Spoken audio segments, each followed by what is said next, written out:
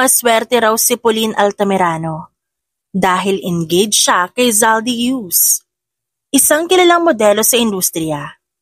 Nakapunta na ito ng France para sa engranding fashion show at naimbitahan bilang muse na isang sikat na Italianong pintor.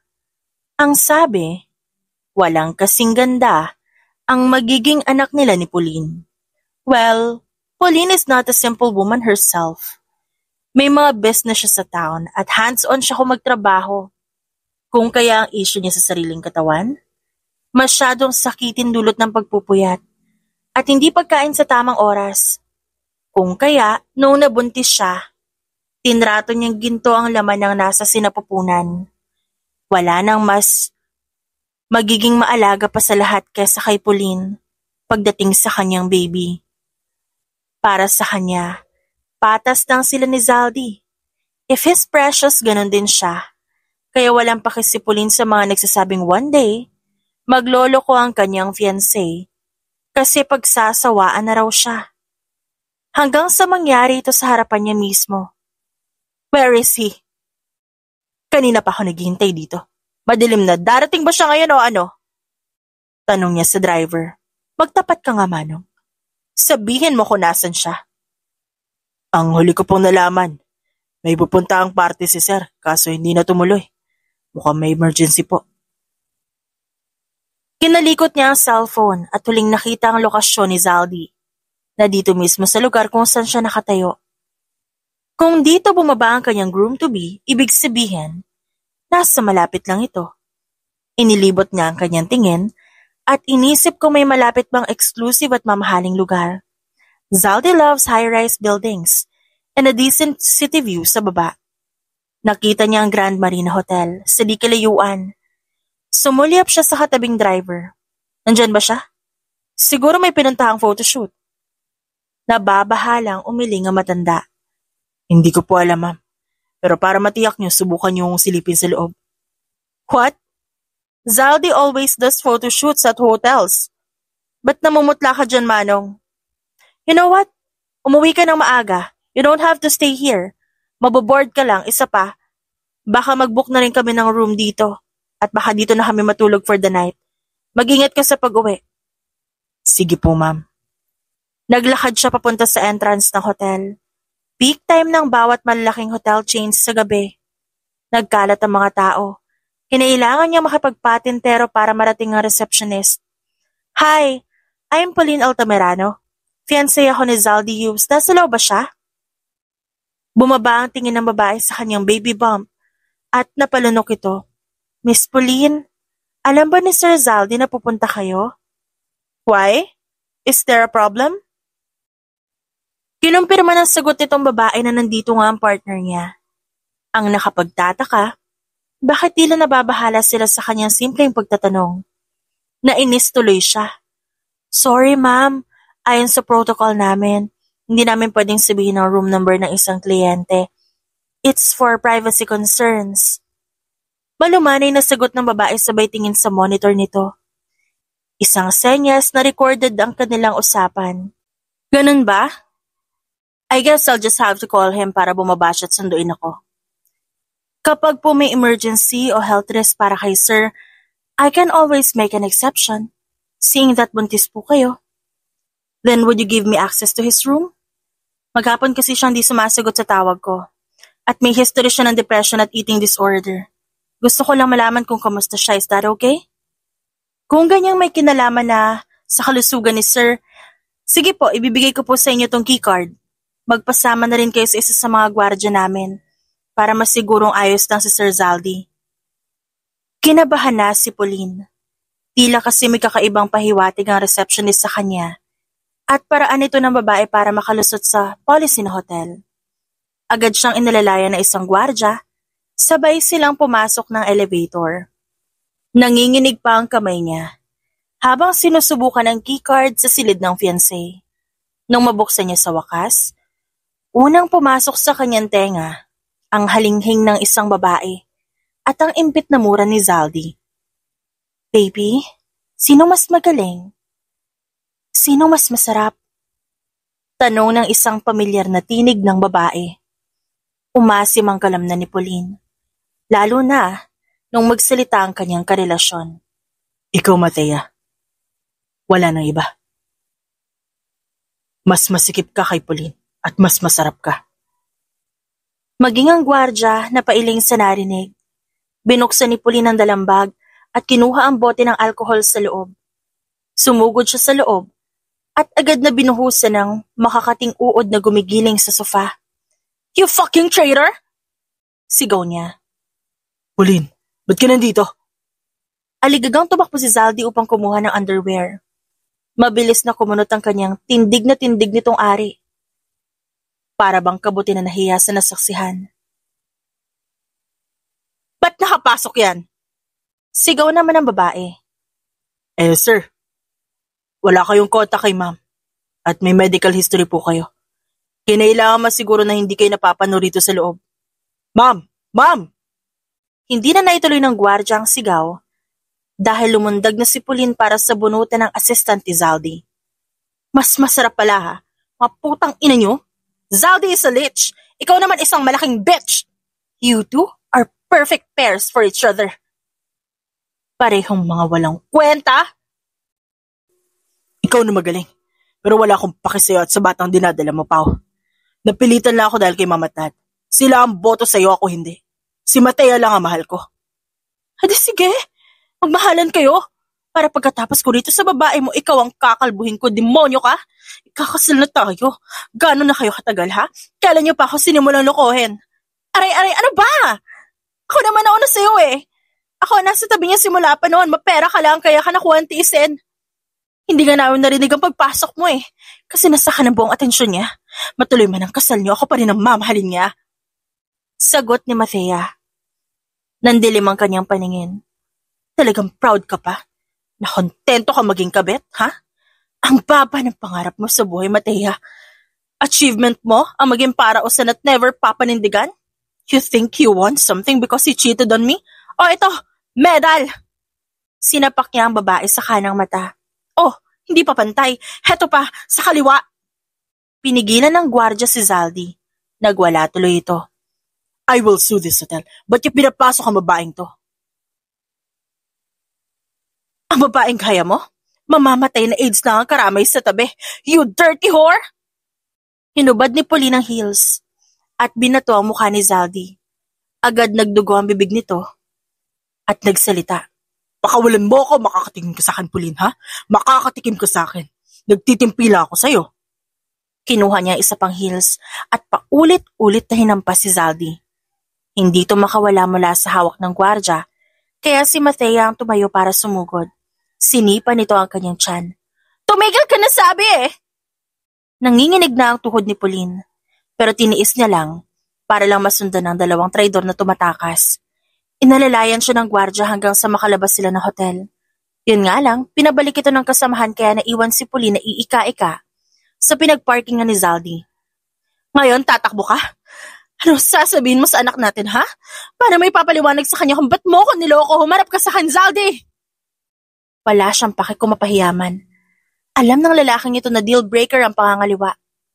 Paulit-ulit na niloko ng tatay niya ang nanay niya. Na naging meet siya kung ba't ito nagpakamatay. Ngayon, alam ni Zaldi ang tungkol sa bagay na yon, pero tila ba wala itong pake.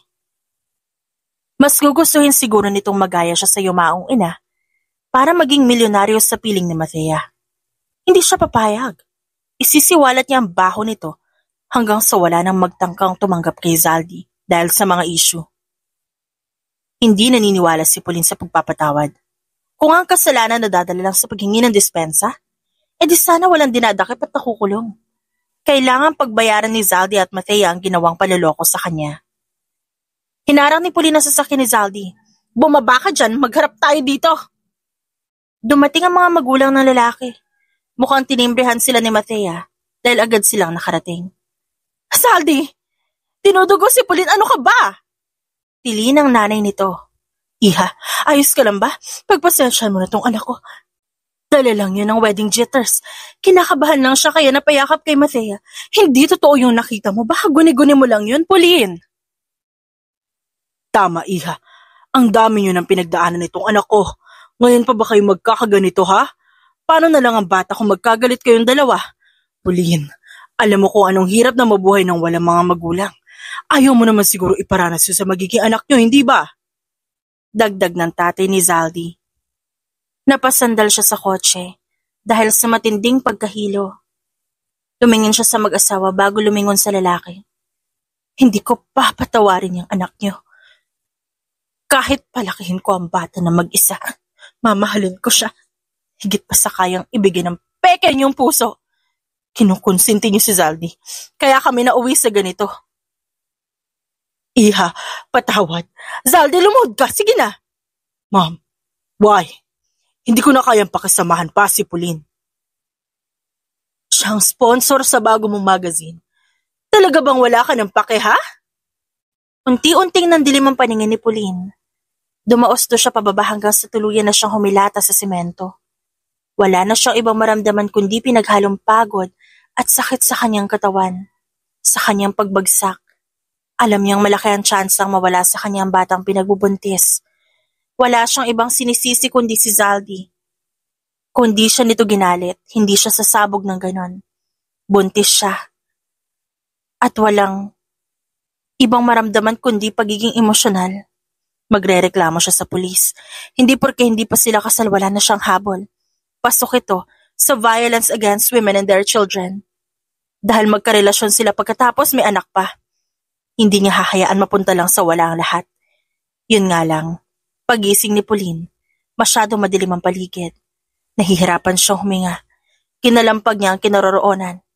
Doon niya lang napagtanto na sa wakas. Nakasilid siya sa isang kabao. Para bang bangungot na nagkatotoo ang pagising ni Pauline. Kahit pa nanghihina, tinulak niya ang kahon hanggang sa umuga ito. Natabunan ng lupa ang kanyang muka. Pero tiniis niya ang dumi hanggang sa umusli ang kamay sa siwang. Unti-unti nilipat niya ang lupa hanggang sa mapuno ang kinahihigaan.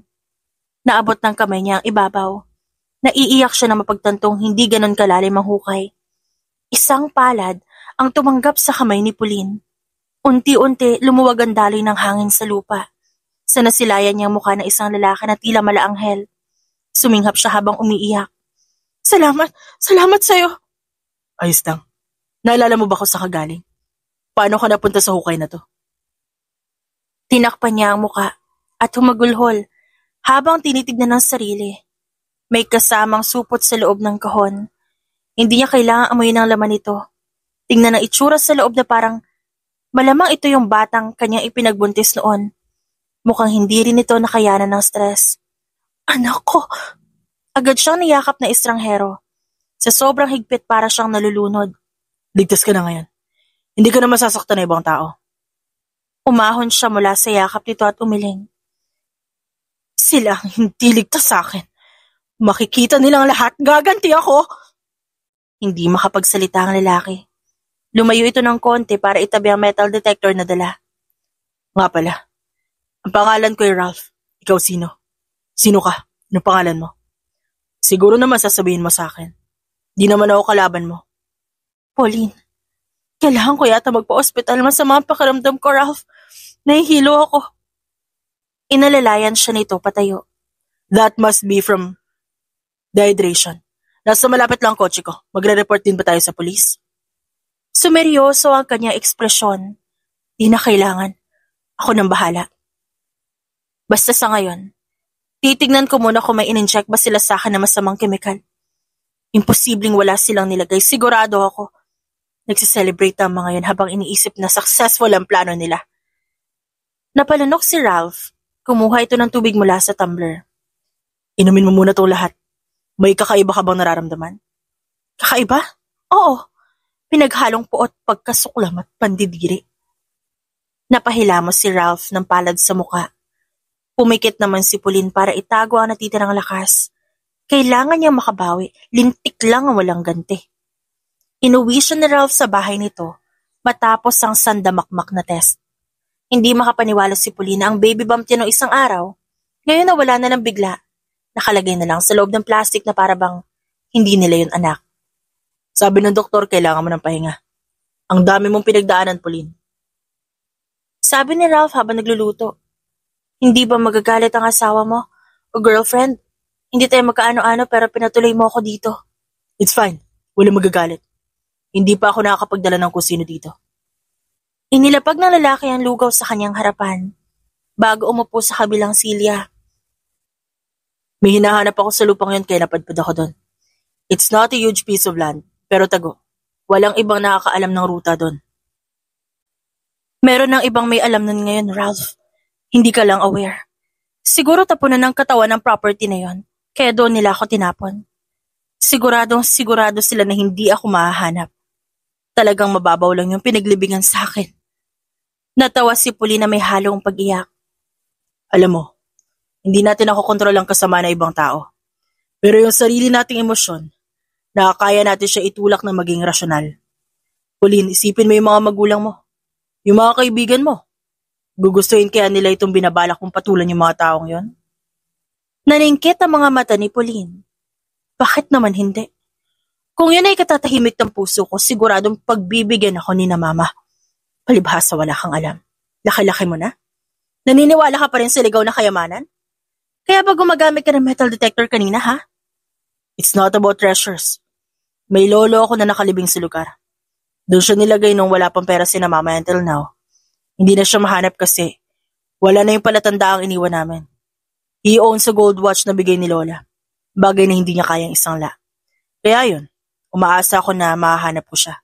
I'm sorry if I assumed that about your family and friends. Napairap si Pauline sa kawalan.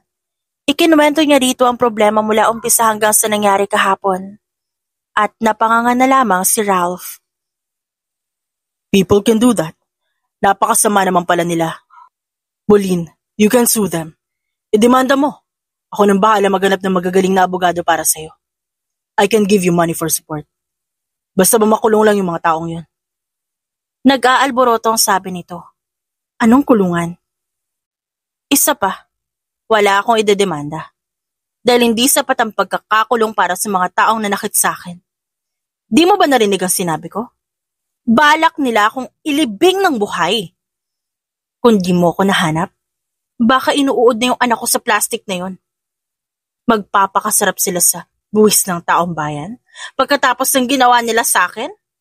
Libre ang tirahan at panligo nila sa kulungan? Aba, ang swerte naman nila. Kesa sa mga taong naghihirap at nakatira lang sa kalsada, no? No, they should be punished by my own hands. Dagdag pa na may koneksyon din ang pamilya ni Zaldi. Hindi man ganun kayaman ang pamilya nito, may kaya pa rin sila. May fans ang fiancé niya na tiyak kakampi sa lalaking yon dahil hindi naman siya kilala. Masyadong matagal ang pagpapatakbo sa kaso. Hindi na siya makakapaghintay pa. Uuwi na ako. Baka na paano na yung negosyo na minamanage ko dahil matagal ako nawala.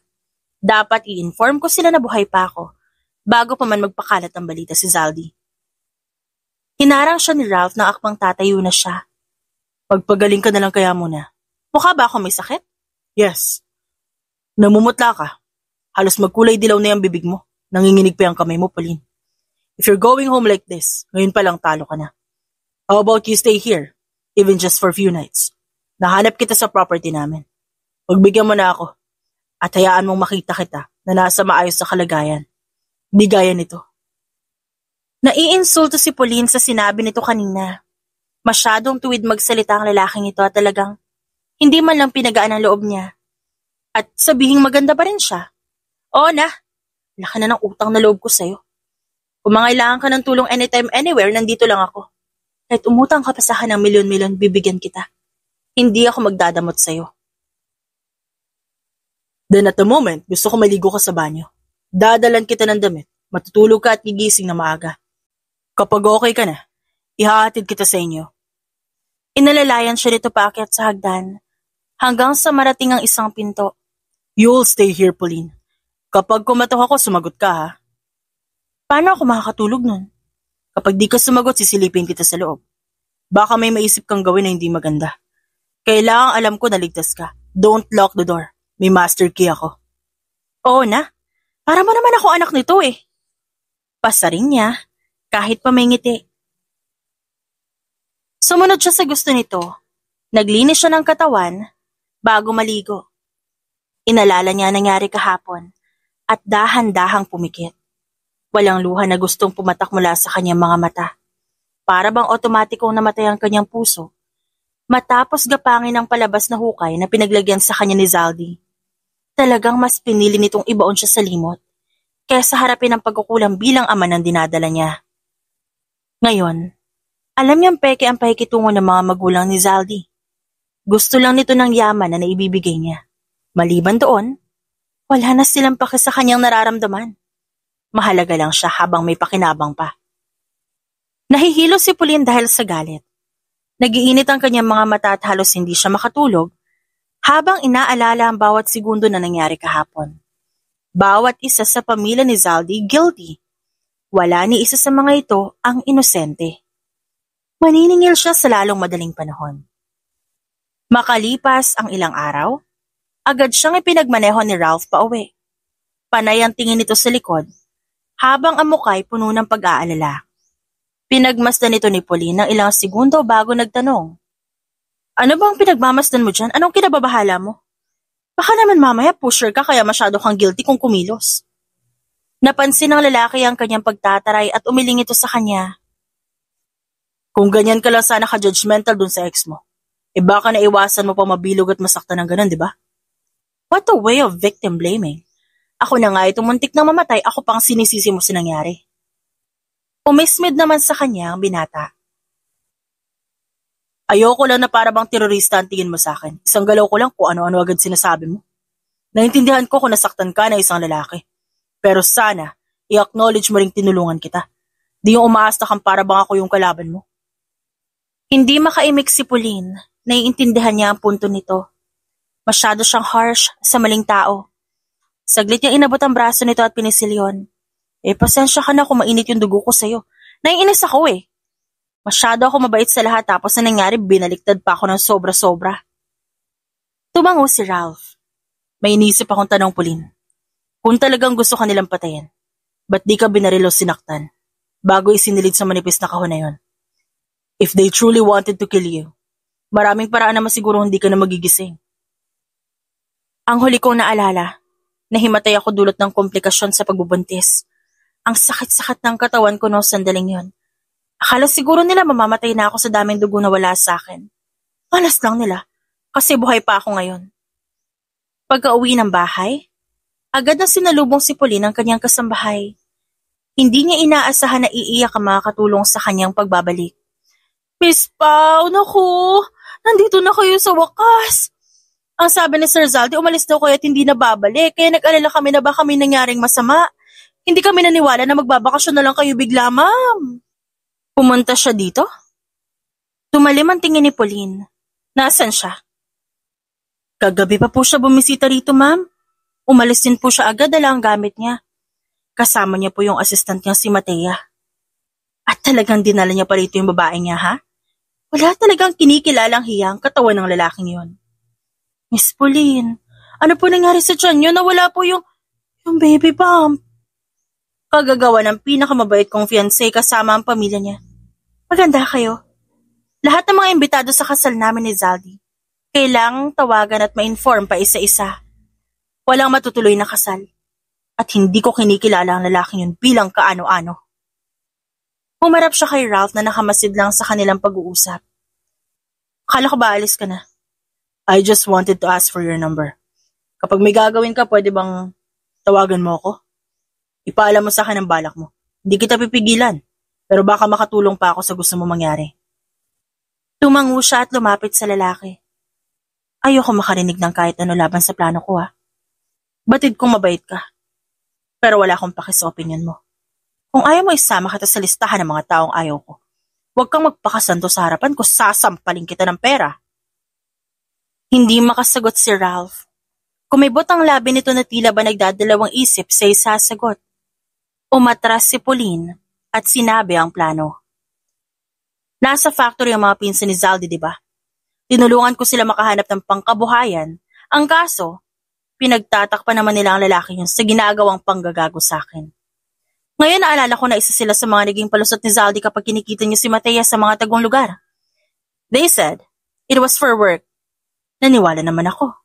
Ngayon tignan natin kung makapagsinungaling pa silang lahat.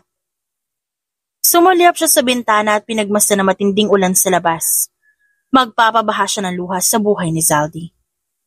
Sana lang may pananggana ito laban sa multong binuhay nila mismo. Suot ni Pauline ang itim na dress at itim na hat kinabukasan. Pinutol niya ang buhok hanggang leeg, maging ang lipstick niya'y kulay itim. Dala-dala niya ang stuffed toy na binili na para sa magiging anak nila ni Zaldy. Pinagtitinginan siya ng mga empleyado sa opisina, pero nanatili ang tingin niya sa records na nasa harapan. Noong nakaraang buwan, nasa 10 absent si Dennis at Julia. Bakit hindi sila nasuspend? Hindi yata makatarungan na panay absent sila, pero wala man lang parusang natatanggap. Pero ma'am, pinsan po sila ni Sir Zaldy. Baka po alam ni Sir kung ba't absent ang mga yan lagi. Sabi ng shift manager sa harap. Umiling siya at walang ganang tumayo. Sino ba yung Sir Zaldy na yan? Parang mas malakas pa siya sa akin na mismong may-ari ng pagawa ang pinagtatrabahuhan niyo. I want them fired. Kung di makatarungan, alisin mo.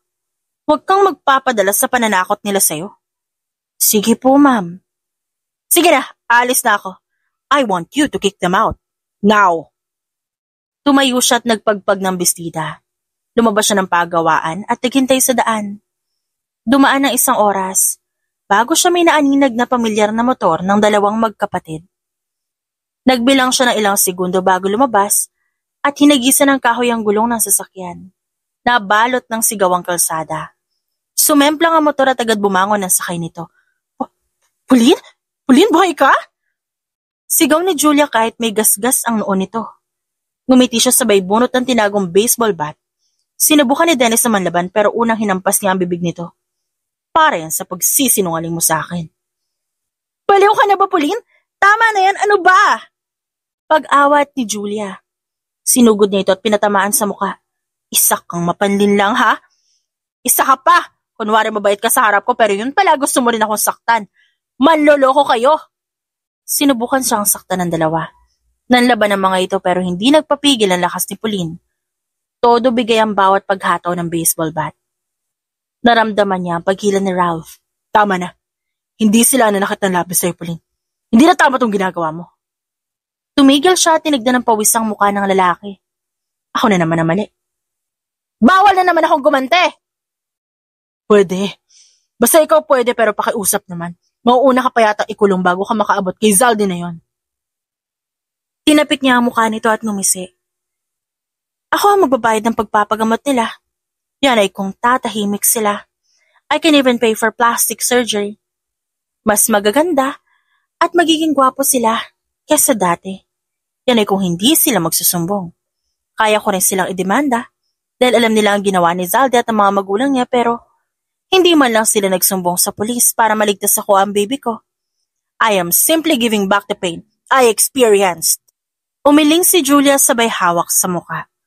Nagmamakaawa ang mga mata nito kaya natawa siya. Ano? Gusto mo ba yon? Ang ipagamot kita? Absolutely. Let me just hit you one last time. Binuhat siya ni Ralph. Magpapadala ako ng tao rito para tulungan kayo. You will be compensated for the trouble. Ibaba mo ako, Ralph. Ba't ka ba nakikialam sa laban ko? Nagsisimula pa lang ako. Then just accept my help because I want to see you succeed. Nauunahan ka na ng galit mo. Wala ka ng paki kung makapatay ka ba. Hindi tama yan, Pauline. Hinarap siya nito at hinawakan sa pisngi. Are you depressed because of the baby? Hindi ko man lang siya nailuwal, Ralph. Tumulo na ang kanyang luha. Hindi ko man lang nayakap yung baby ko. Siguro kung tiniis ko na lang yung paluloko ni Zaldy, baka buhay pa siya ngayon. Baka mas masaya yung buhay namin kahit kami lang 2. Basta magkasama kaming 2. At bahala na yung tatay niya. I let my pride ruin everything. Huli niloko ka. You trusted him. With every fiber of your being. Binuhos mo lahat ng pagmamahal mo sa kanya. Hindi mo kasalanan yan. Tao ka lang, nasasaktan at nagagalit. Sila dapat na nag-isip na maayos. Sinaktan ka nila kahit nagdadalang tao ka. Di mo kasalanan na makaramdam ka ng sakit. Sila ang dapat maparusahan at makonsensya dahil sila ang punot dulo ng lahat ng to. Tumango siya at hinayaan ito sa wakas na ihatid siya pa uwi. Hindi niya alam kung paano nito nagawang linisin ang kalat niya kanina, pero nagpapasalamat siyang sumama ito. Habang wala si Ralph, tinawagan niya lahat ng nag-handle sa kanyang proyekto, pati sa proyekto ng lalaki. Kung may magtanong, sinabi niya ang totoo, na niloko siya ni Zaldi at Matea. Hindi nagtagal ang usapan, dahil hindi na siya pinakausapan ng mga direktor ng shoot. Humiga siya sa kama at pumikit. Napagod siya sa nangyari kanina. Pero kung bibigyan siya ng pagkakataong ulitin na nangyari kanina, bibigyan niya ng ekstrang sipa si Dennis sa bayag. Kulang pa ang mag-asawang sampal sa lalaking yon. Sayang lang, magtatago na ito ayon kay Ralph. Sa unang pagkakataon, nakatulog siya ng mahimbing. Naghanap ng timing si Pauline upang makaharap si Zaldi. Excited na siya makita ang gulat sa mukha nito. Iniisip niya rin kung kailan sila unang magkikita ng mga magulang ng lalaki. Pero lumipas ng 2 linggo, hindi pa rin siya nabibigyan ng magandang pagkakataon. Nalaman na lamang niya na may kinalaman si Ralph sa dahilan kung ba't hindi nagtatagpo ang landas nila ng mga kaaway. I sent him death threats para hindi na siya umalis ng bahay. Napasa po si Pauline sa bibig. Baliw ka ba? E di ikaw ang makukulong sa ating dalawa? I pay people to do things for me. Awa ko na yun sa kanya para hindi na ikaw mismo makasalubong ng lalaking yun sa daan. Napairap siya sa kawalan. Ano palang gusto mong gawin ko, Ralph? Yung magpatawad na lang? Gago ka ba? Hindi maibabalik nun ang anak ko. I get it, Pauline. Sabihin mo nga, what's your end goal? Dahil nawala anak mo, uubusin mo silang lahat. 4 sila, di ba? Tigi isang kamay at binti mula kay Zaldi, Matea, at sa mga magulang na lalaking yun. Kapalit ng ginawa nila sa akin. Hindi makapagsalita si Ralph. Halos magdugtong ang kilay nito habang nakatingin sa kanya. Pauline, ikaw lang ang babaeng nakilala ko na ganito. Na ano? Buuhin mo! Ganito ba kasama? Ganito ka maldita? Ganito ka demonyo? Eh di sana hindi sila nanakit, di ba? Likas sa tao ang manloko, pero ang gumanti bawal. Napatakip ito ng mata. Huli na. Imbis na pigilan kita, ang nangyari, pinagtakpan ko pa yung ginawa mo kanina. Huwag may tutok. Wala ako sa lugar para magsalita. Kakampi mo na ako ngayon. Hindi kita isusuplong. Ba't mo nga pala ginawa yan, ha? Pwede ka namang gumilid lang. Nagpakita ka pa kay Dennis at Julia. Napalunok ang binata. Alam ko. Baka hindi ka maniwala pero kakaiba ang hatak ng galit mo sa akin, Pauline. I want you to feel better. Ayoko na nakikita kung para kang halos mabaliw dahil sa galit. You're a bright woman with a great future ahead of you. Malalampasan mo rin to. And when you move on, sasamahan kita sa dulo. Hindi pa kita lubos na kilala, Ralph. Baka nagkakaganyan ka lang dahil sa awang nararamdaman mo.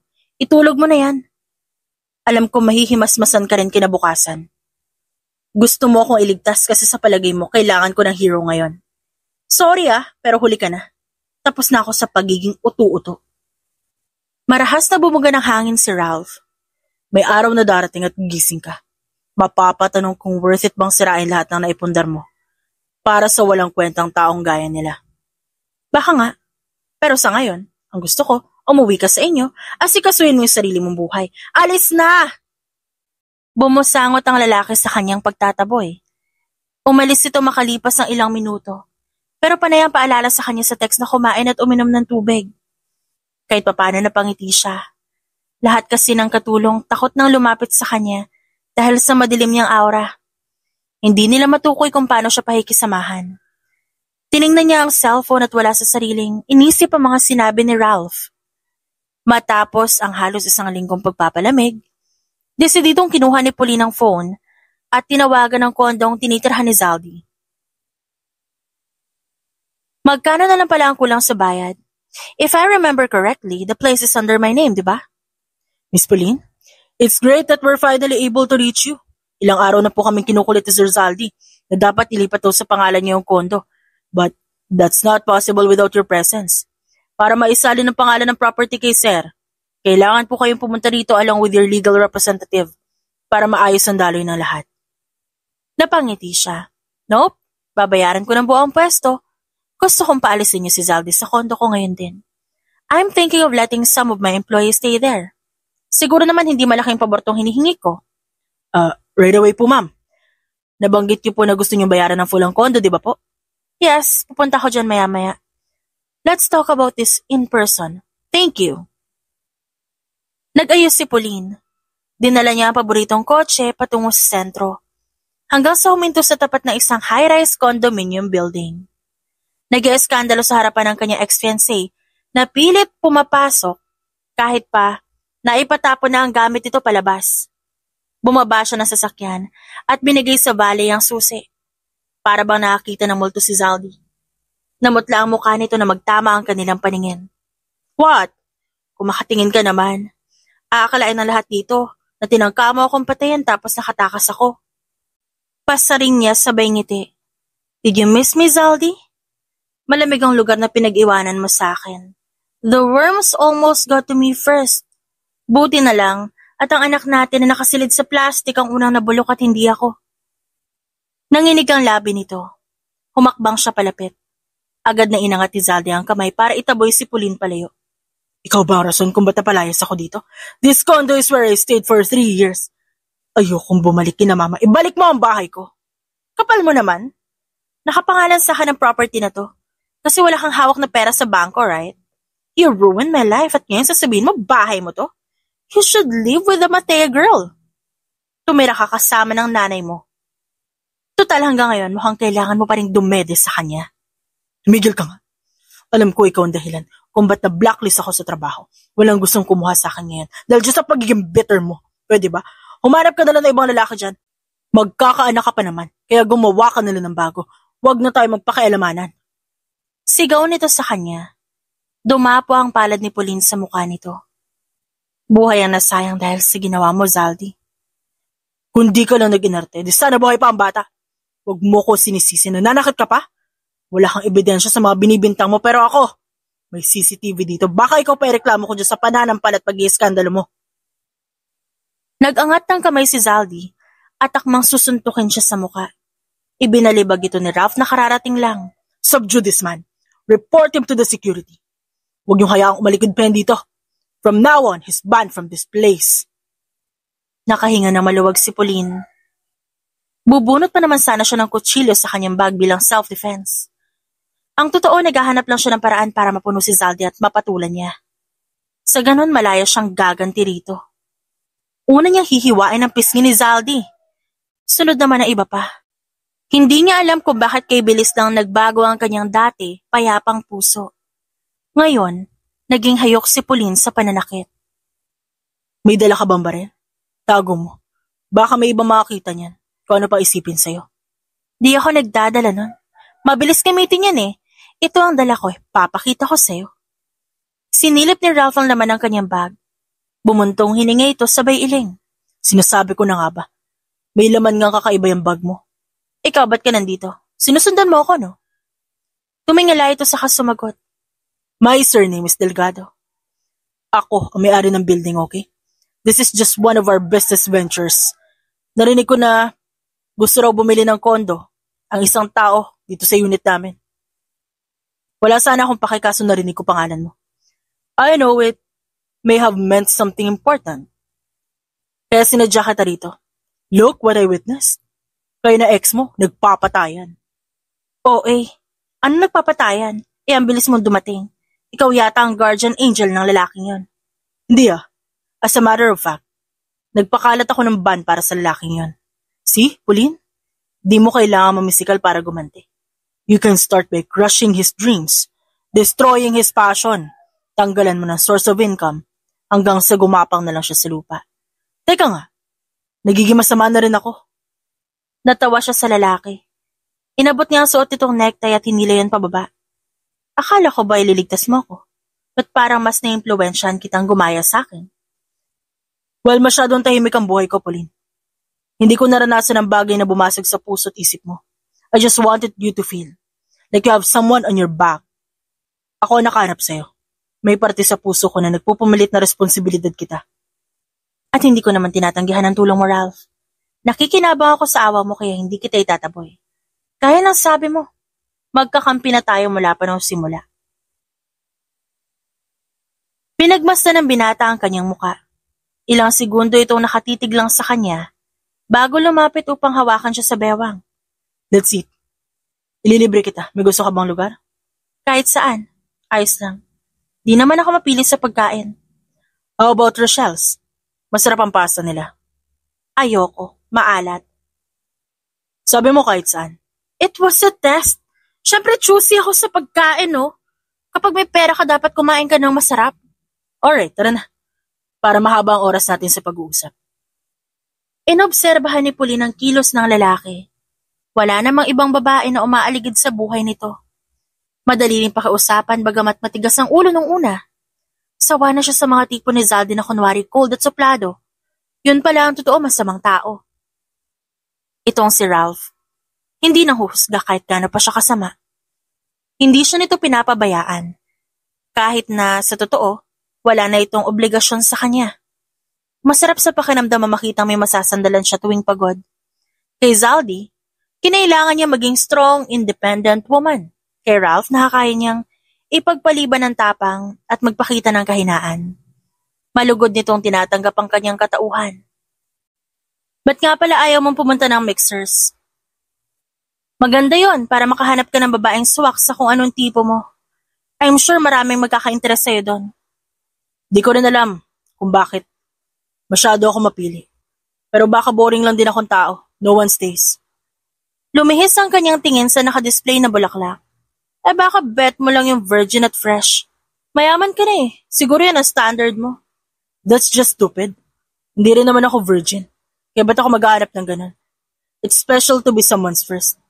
Pero ganun din dapat sila sa'yo. So that you can both learn together, grow together, and get used to each other's needs. Walang kaso sa'yo kahit nagkarelasyon na ang isang babae dati? Oo nga po, ayos lang. Di naman tumitibok ang puso ko dahil doon. When you're interested with a certain person, yun na yun. Wala na yung mga immature na bagay na yan. Inubos ni Ralph ang tira sa kanyang pagkain bago sila tumayo. Let's do this again ah. Kailan ka ba free sa susunod? Maybe next week. May tatapusin pa ako eh. Pagkatapos noon, masasamahan na kita sa kahit saan mo gusto. And that will be my thank you gift for you. O sige, aasahan ko yan ah. Umuwi ka na. Susundan ko ang kotse mo. Para sigurado ako nakauwi ka sa bahay mo. Pinagtripan ni Pauline si Ralph. Makailang beses siya nagpaikot-ikot sa isang lugar bago dumiretso sa bahay. Natawa tuloy ang binata. Stop making fun of me next time. Alam ko kung saan ka nakatira kaya di mo ako maiisahan. Ay, sayang naman pala. Alright, goodbye. See you again, Pauline. Nag-flying kiss siya sa bintana bago pinapasok ang sasakyan sa gate. Namalaya niya na lang ang kontentong ngiti nung mapasuliap siya sa salamin. Dahil kay Ralph, unti-unti nang bumabalik ang kanyang sigla.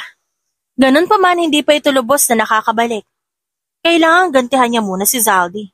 Saka lang siya magiging payapa sa isip at puso. Ma'am, mukhang mabait po yung si Sir Ralph. Puna ng isang kasambahay. Oo, takot sa akin yun. Napansin din namin yun, ma'am. Ang pogi din ni Sir.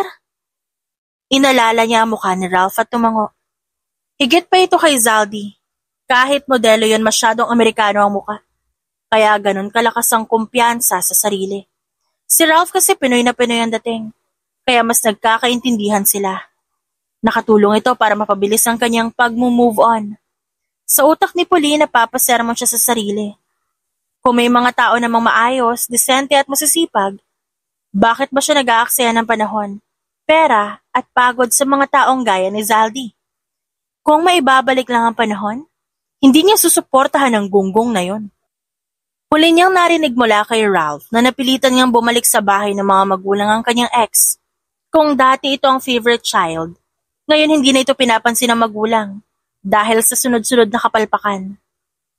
Wala pa mang naipupundar na malaki, tinatamad na agad ito magtrabaho. Para bang inaapi ito lagi kung umasta kaya, priority ng lalaki ang pasayahin ito. Iniisip lang nito ang sariling interes. Baka bumalik yung nanay at tatay ni Zaldi dito, oras na malamang buhay ka pa. Paano mo naman nasabi yan? Dapat nga lumayo sila sa akin eh. Huwag silang magpapakita ultimo anino nila para di ko pag-initan. You have to be careful with them. Matatanda na sila. Kung sumunod man sila sa kagustuhan ni Zaldi, siguro dahil yan pinoprotektahan nila ang anak nila. Umirap siya at hindi nakinig. Inabot ng lalaki ang kanyang tenga bago nagsalita.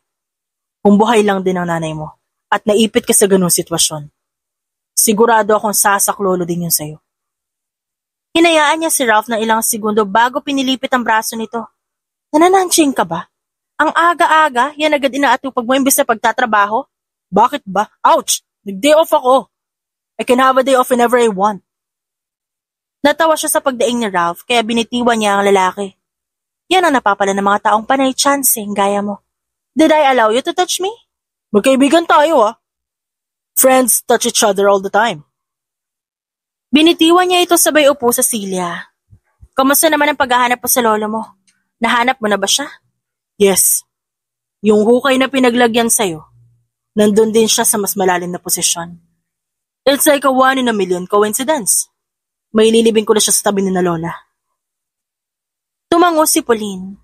Siguro masayang kasama yung lolo't lola mo, no? Nakangiti ka habang kinakwento mo sila Yours are not? Di ko sila naabutan. Yung nanay ko naging lasinggera dulot ng panloloko ni Papa. Araw-araw niya inaaway si Mama. Wala siyang pake kahit makita na maraming tao ang ginagawa niya. Nagdadala siya ng babae sa labas. Marami sa mga kaklase ko ang di sigurado kung sino ba yung totoong nanay ko. Kasal si Mama sa bote. Nagbabahay-bahayan naman si Papa kasama ibang babae. It was a mess. Kaya siguro ganun ka nalang kalupit sa ibang tao. Hindi ako malupit sa ibang tao. Maniwala ka man o hindi, mapagbigay ako at marespeto, okay? Then what happened? Ayoko lang na pagdaanan ng naranasan ng mama ko. Kapag pumayag ako na lokohin ni Zaldi alang-alang sa anak namin, parang inulit ko lang din na nangyari noon. I vowed to break the cycle. Pero sapilitan akong binabalik ng lalaking yun sa nangyari. Sa totoo lang, doble ang sakit na ginawa ni Zaldi sa kanya. Dahil minsan lang siya mag-open up pero sa lalaki pang yun. Binuksan niya ang puso niya at binahagi ang kanyang karanasan. Ang nangyari, wala itong pake at siya pa naging masama. Dahil hadlang siya sa pag-iibigan nila ni Matea. Some people think they're so good for another person. Akala siguro ni Zaldi siya yung prize, which is a dumb idea. Oo nga't sikat siya, pero hindi naman nakakain ng kasikatan. Even his face and physique can feed the family. At best, pwede siya maging gigulo ng kung sino matanda dyan pero kung umasta siya, para bang kung sinong doon is delusional. Nasiyahan si Pauline sa galit nito. Hindi niya inaasahan na ganito pala ang pakiramdam ng kinakampihan. Gusto niya ng mga taong maiintindihan siya. Hindi yung basta-basta na lang mahuhusga. Hindi nagtagal, nagkatotoo ang hula ni Pauline. Pinuntahan siya mismo ng mga magulang ni Zaldi matapos ang 2 linggo. Iha, buhay ka! Akala namin patay ka na. Nawalan ka ng pulso kaya inutusan namin si Zaldi at Matea na dalhin ka sa ospital. Kamusta ang bata, Pauline? Ba't ang liit ng tiyan mo? Kunwari pa kayo? Hindi ba't nahulog na yung bata? Kung kaya sinilid niyo sa plastic at tinigas sa tabi ko, mga demonyo kayo! Nagulantang ang ama ni Zaldi. Anong pinagsasabi mo?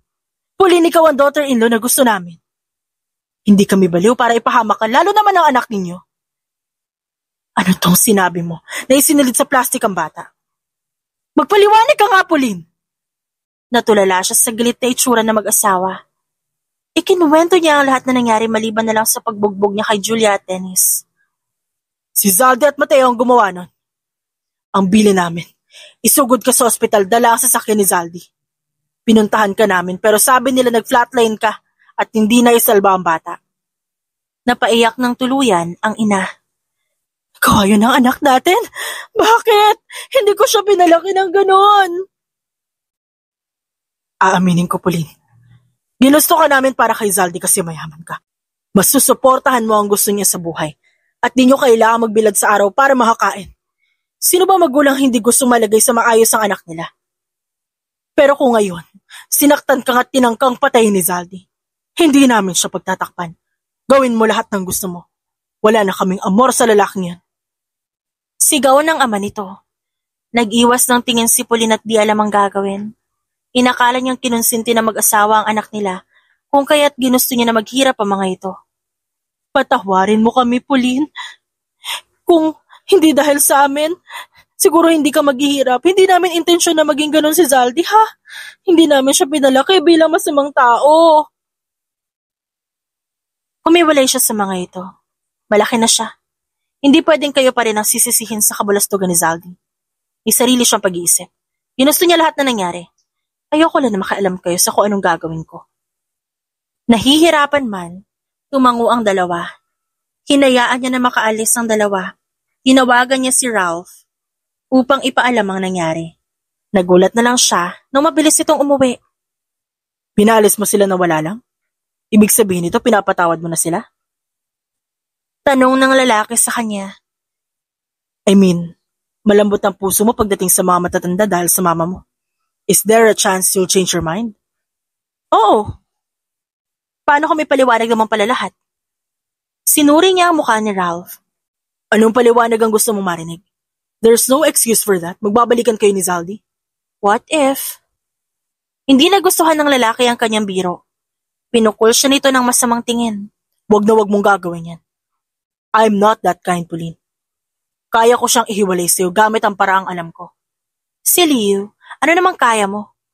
Kinailangan pa kitang sabihan ng kung anong dapat gawin eh. Tapos ngayon gaganyan ka. You're so full of shit. Inilihis niya ang mukha at hinintay ang paglapit nito. Seryoso ako, Pauline. Anong pinag-usapan niyo? Pagkatapos na lahat, magbabalikan na lang ba talaga kayo ni Zaldi?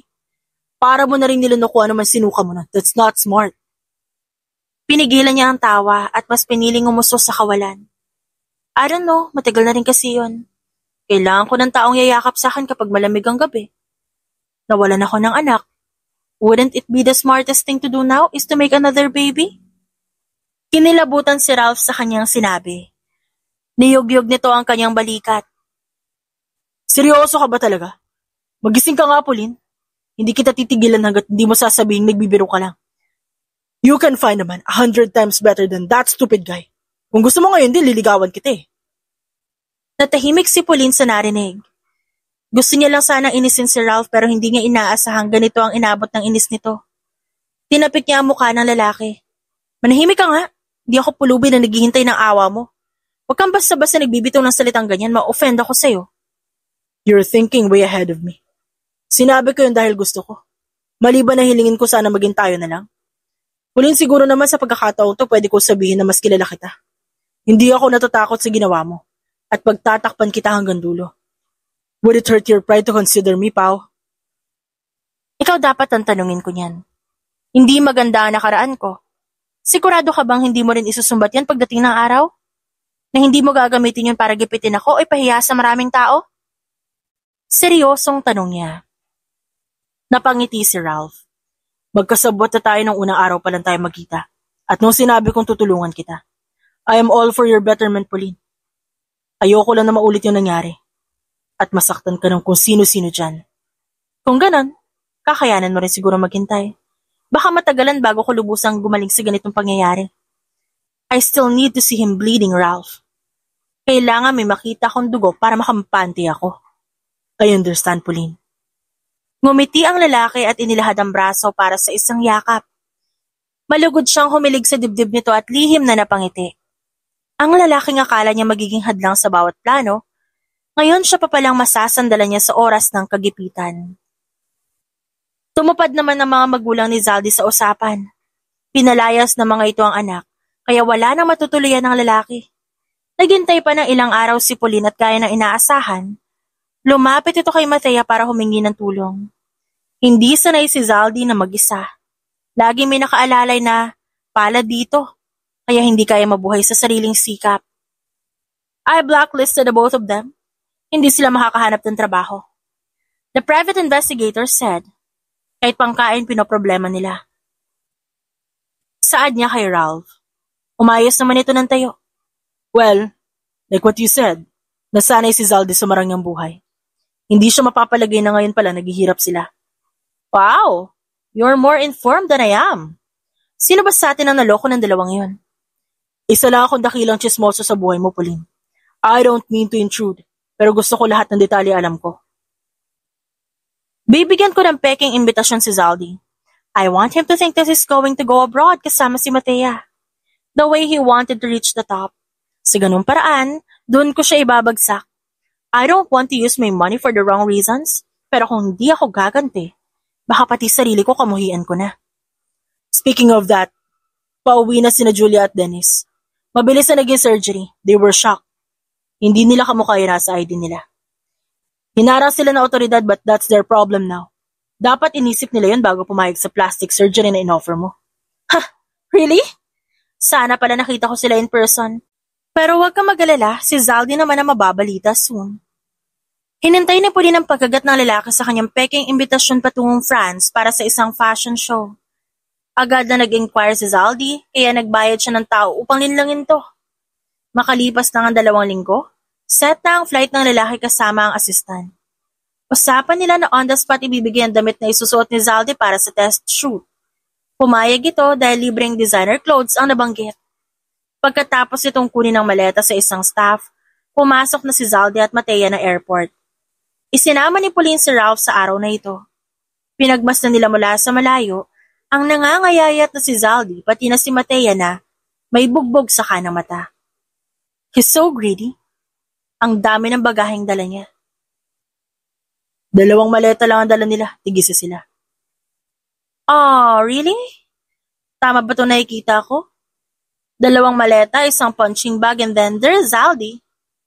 Sabi niya na dahilan kung ba't napabuntong hininga na lamang si Ralph. What? Ano sabi mo? Are you joking now? Is my joke too dark? Yeah, it is dark. May taong binubugbog ang ex mo. Not as dark as her black eye, I hope. Natawa ng malakas si Ralph. Makalipas ang ilang oras, nakarinig sila ng komosyon mula sa harap. May naglalakad na kanine at tumigil to sa harapan ni Zaldi para tumahol ng malakas. Agad na ininspeksyon ng mga pulis ang maleta ng 2. At ang bagaheng inakala nilang naglalaman ng designer clothes, naglalaman ng ilang pakete ng shabu at marijuana. Kaduda-duda ang itsura ni Zaldi at Matea, pero dulot na nadiskubring pinagbabawal na gamot, sigurado siyang mahabang investigasyon na magaganap para sa 2. Hindi akin yan. Binigay lang sa amin yan na nag-scout sa akin. Nandito ako para sa flight ko papuntang France. I am a supermodel, ano ba? Sigaw ng lalaki. Malalaman natin yan. Oras na pumasa kayo sa drug test. Kapag nag-positive, kahit maligo pa kayo ng holy water, hindi nun maiibsan ang sentensyang ihahatol sa inyo. Galaw! Bilis! Pasigaw na sabi ng gwardya. Nagpalingon-lingon si Zaldi. Agad na humarang si Ralph sa harapan ni Pauline upang itago ang kanyang muka. Nandito pa tayo, Pao. Baka idamay ka sa nangyari. Umalis na muna tayo dito. Sige na. Sinunod niya ito at nagpatalon-talon siya sa labas ng airport. I should call someone in jail. Sasabihin ko sa kanila na sikmuraan siya 10 times a day. Si Matea. Ang sabi ng private investigator, gumagamit din siya. They're both positive. Mababalita ang 2 yun. At nagkatotoo nga ang sinabi nito dahil sa isang iglap, nabaliktad ang paningin ng mga tao kay Zaldi. Pinuri siya dahil iniwan niya ang lalaki. At hindi siya nadamay sa pagtutulak nito. Marami ang nanghinayang pero lamang ang taong lumantad upang ikwento kung gaano kasama si Zaldi sa trabaho. Nagpadala ng bulaklak ang mga magulang ni Zaldi. It's good that they know. You could have killed him if you wanted to. Pero tignan mo, hindi maganda arrangement itong bulaklak. Mas maganda pa yung binili ko. Reklamo ni Ralph sa bulaklak na hawak. Bida-bida. Gusto mo talaga ikaw lagi ang star sa paningin ko, no? Well, yes. Sumulyap si Ralph sa telebisyon at ngumiti. He's not a good model after all. Tignan mo. Sa sobrang pagkapayat niya, he looks like an alien. Buti nga hindi kami nagkatuluyan eh. Ngayon nalaman ko na gumagamit pala talaga siya. Pinagpapasalamat ko na lang. Na nalaman ko naman luloko pala siya. Grabe si Matea. Natitiis niya ang lalaking gaya ni Zaldi? Bababa ang confidence niya. Kaya okay na sa kanya kahit patingi-tingi. That's not love. Zaldi doesn't even respect her too. Gusto lang siya ng lalaking yan kasi konsentidor siya at walang pili. As long as pinapatulan siya, everything else are just background noise. Bahala silang 2. Na walang makain at nagtutukaan. So, sa sila inabot? Sa madumi at mainit na kulungan? I just hope he learned his lesson now. Ngumiti si Pauline at napatingin sa bintana. May kakaibang saya sa kanyang puso. Isang kiliti na may tuldok. Marka na tapos na ang kanyang kasamaan. Wala na siyang hahabulin. Tapos na siya sa mga taong umagrabyado sa kanya. she can finally be with herself without any regret. Ang kapatawaran naka-reserve lang sa taong sincere na humingi ng tawad. Kaya niyang lumimot pero hindi yung tipo ng taong papayag na lang na pagtawanan ng iba habang siya'y nakatalikod. Itinaguyod niya ang sarili sa loob ng mahabang panahon. Humarap siya sa maraming pagsubok at sakunang dala ng buhay. Hindi siya papayag na insultuhin sa kabila ng pinapakita niyang kabaitan. This is her true self. Anyone can take it or leave it. At lumipas nga ang 6 na taon matapos ang insidente, marami ang hindi naniwalang makakapag-move on pa si Pauline sa lalim ng kanyang galit. Pero sa katunayan, kailangan niya lang pala ng oras na yon ng oras para mag-heal. Inilayo niya ang sarili sa nagdudulot sa kanya ng stress at doon lang siya simulang bumangon ng tuluyan. Hindi na siya gaya ng dati, na puro paghihiganti ang laman ng puso. May kasabihan, it's better late than never. At sa pag-iibigan nila ni Ralph, napatunayan ni Pauline na totoo nga ang kasabihang yon. You may now kiss the bride? Malakas na sabi ng pare. Yun naman ang hudyat na pinakahihintay ni Ralph para paulan na ng halikang kanyang muka. Hindi ito nahiya sa harapan ng napakaraming tao na saksi kung paano naging tanga si Pauline noon pero ngayon mas naging wais na. Tinulungan siya ni Ralph na makaget over sa kanyang marahas na nakaraan. Bumuo din sila ng magagandang alaala kasama ang ipinagbubuntis niya na isang batang babae. Kabuanan niya na ngayon at highlight ng larawan sa kasalang namumutok na tiyan. Kumusta? Ayos lang ba? Yup, kaya pa. Naiinis na ako sa sapatos ko pero carry pa naman. Agad na lumuhod si Ralph para tanggalin ang kanyang sapin sa paa. Ngayon ka dapat pinakakomportable kaso. Pinaparusahan ka naman itong close sandals mo. Itatabi ko muna. Mahaba naman yung gown. Patatabunan niyang paa mo. Just call me when you want something. Ako na kukuha kasi baka madumihan yung talampakan mo. Naluluhang iniwas ni Pauline ang mga mata. Hiniling niya na sana nakilala niya si Ralph ng maaga. Hindi niya kinailangan masaktan gaya ng dati. Pero dulot ng kasakiman ni Zaldi at ng pamilya nito, muntik pa siyang mabaon sa limot. For a woman with no family left in this world, walang maghahanap sa kanya kapag nawala siya na matagal. Kung nagtagumpay si Zaldi, wala nang makakaalala sa kanya kahit isa. Mabuti na lang dumating si Ralph. It was like the clouds in the sky opened and the heavens smiled at Pauline. Binigyan siya ng second chance na higit pa sa hinihiling niya. Gusto kong magpunta doon, pabuhat ako. Request niya sa asawa. Nung iangat siya nito, naramdaman niya ang paninigas ng kanyang tiyan. Paulit-ulit niyang sinapok ang dibdib ni Ralph habang palala ng palala ang sakit. Honey, manganganak na yata ako. Walang naging tanong ang lalaki. Dumiretso ito sa nakaparadang sasakyan at nagmaneho sa pinakamalapit na ospital. Lahat ng dasal na isigaw na ni Pauline alang-alang sa kanilang anak. Kaya mo to, Pauline, honey. Nandito lang ako, Han. Binuhos niya ang buong lakas sa bawat pag-ire hanggang sa marinig niya ang pinakamagandang iyak ng bata na kanyang napakinggan. It's a healthy girl, mommy. Sabi ng doktora. Umiiyak na tumango si Pauline. Makita niya palang nakarga ni Ralph ang kanilang baby, nag-uumapaw na ang kanyang puso sa tuwa. Ito ang dahilan kung ba't pinilit niyang ilaban ang peace of mind laban kay Zaldi. Gusto niyang harapin ang kanyang bagong pamilya nang walang pag-aalinlangan. Na kapag maaalala niya ang nangyari noon, wala siyang panghihinayangan dahil ginawa niya ang lahat ng makakaya para makabawi. It was all worth it. Ito lang ang nais niya sa buhay. Ang magkaroon ng pamilyang aalagaan at poprotektahan. Kasama sa pagkakaiba ng bawat individual, ay ang kakayahan nilang mag-process ng sakit na nadarama. May mga taong kailangan ng puso sa pagpapatawad para makatulog na mahimbing sa gabi. At may mga tao namang hindi matatahimik hanggat hindi makakabawi sa mga umagrabyado sa kanila. Ang bawat isa doon ay normal. Ang hindi natural, yung pipiliing manakit at manloko ng kapwa. Si Pauline, isa lamang sa taong libre lang na api-apihin.